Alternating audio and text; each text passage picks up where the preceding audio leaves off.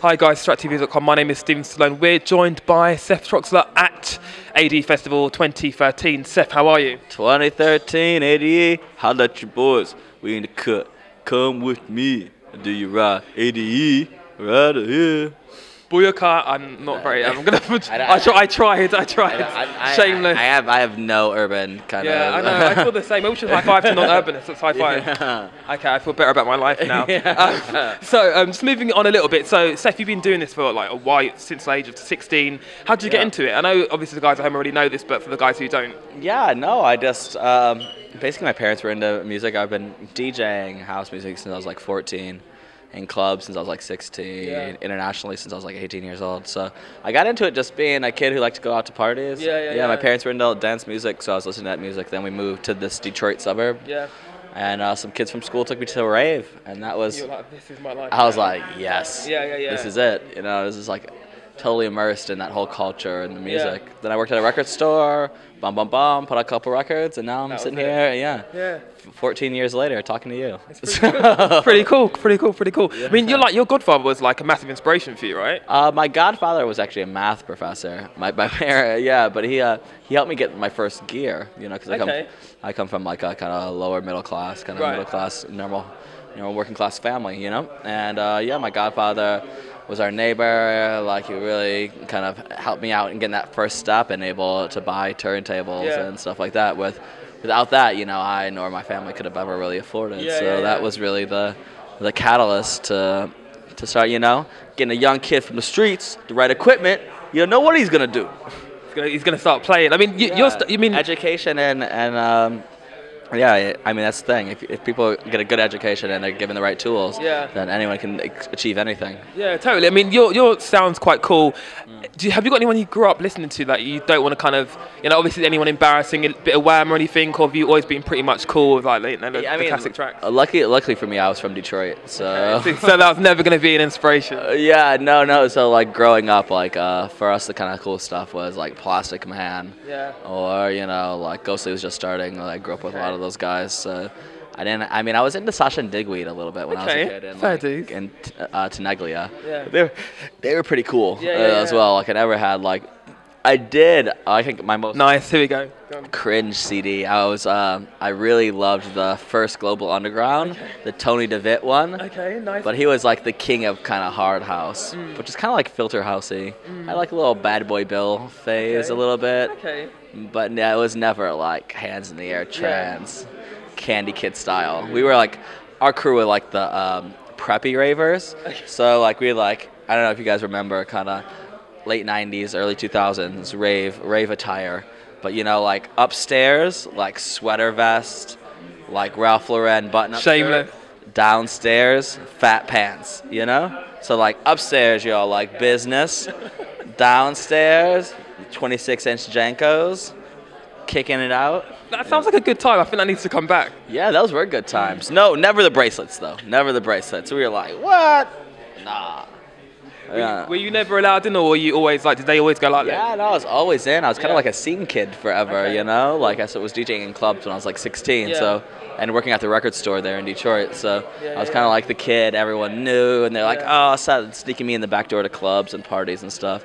I mean, I was really fortunate to have that upbringing and to be around so many kind of artists who are like actually greatly respected within electronic music and kind of formed electronic music. Having that Detroit upbringing at that time period, which was more or less one of the last kind of historically the last great push of the movement. Yeah. Okay. I mean, you've worked with some really big people. Is there anyone who you wouldn't work with? Like, for example, if Miley Cyrus was like, look, obviously she's doing her thing.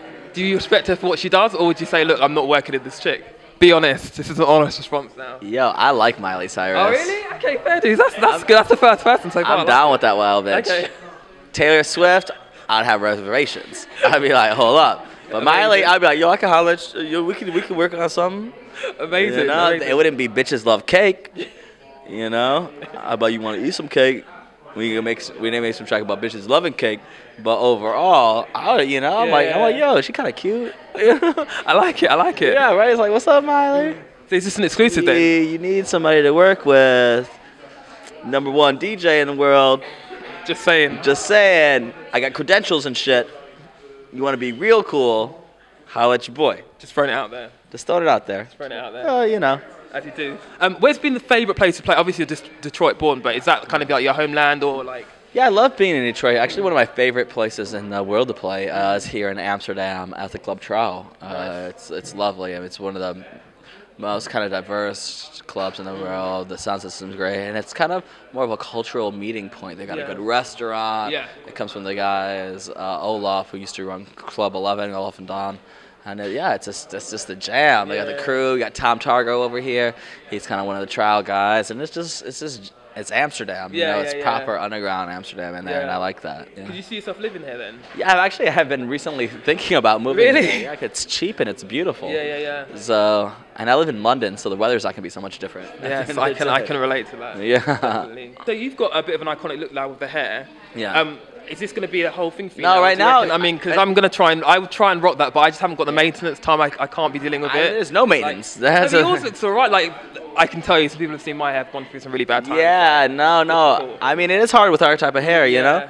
But right full. now, I'm in this the re-idea phase, you know. Like I'm just letting it grow out and not doing much to it. And then I think at the end of winter, when it's big and nappy, then I'll, come Miami time, boom. Hit you with something. I'm thinking about getting it relaxed. Stop it, no way. It's like, like, hello. Stop it, you're going to go down the... Like this. like in Coming to America, like. Genius movie. Yeah, one of the best. I reckon you should do it. Soul Glow, a bit of Soul Glow, yeah? Yeah, right.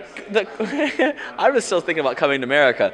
The funniest thing about that movie is him and Arsenio Hall actually sat down and came up with all those ideas. Amazing. Like two people in their mind, sat at a table, they're like, so, it starts. Black Emperor wakes up. Royal penis is washed by a group of women. It's like amazing. So ridiculous. Yeah. It's iconic. I watched that movie recently, and it's like literally ever gonna die. Out of control. Crazy. Like the Jewish barber downstairs. It's so New York. I mean, everything about it's really cool. Yeah. Just before we go, where can the guys at home check you out? Where are you gonna be playing next? Like after this? You can find out, I guess, my schedule on Google. The Google that app, yeah. Yeah, the Google machine. Intergod. No, Facebook. I think has some stuff. Resident Advisor is always the best place to go if you're looking for events. But next I got Warehouse Project this weekend. Yeah. Actually, the Resident Advisor Warehouse Project with Richie Houghton and some other great artists. Nice. Should be really fun. And then I'm gonna be at Warung next month in what is it, Curitiba in Brazil. And I mean all endless, just like boom boom boom boom boom boom boom boom. Awesome. Who else are you here to see? Like, obviously you're here, and but who else are you here to check out? Are you here to check out anyone, or are you just gonna do your thing? I mean, I really wish I had time to go to some of the lectures. Some of those seemed really interesting. Yeah. But yeah, I'm really I don't really ever go out so much. I mean, I go out to see my friends, but if I'm going out to see an artist, I gotta check this out. It's normally not dance music. Yeah. Well, so what is it then if it's not dance? I mean, I'm trying to go out to bands sometimes. Oh, yeah? Okay. Yeah. What bands should we be looking out for then? I really love Wild Nothing. That's my favorite new band at the moment. So, we'll see. I mean, I'm going to check out some parties with my friends. I don't know if Ben UFO and those guys are here, but I'd love to see them. I love that Hassel Audio and all that shit. So, yeah, we'll see. Cool. Seth, it's been cool, man. Well, nice to meet you as well. You too. District TV, we out. Peace out, guys. Yep.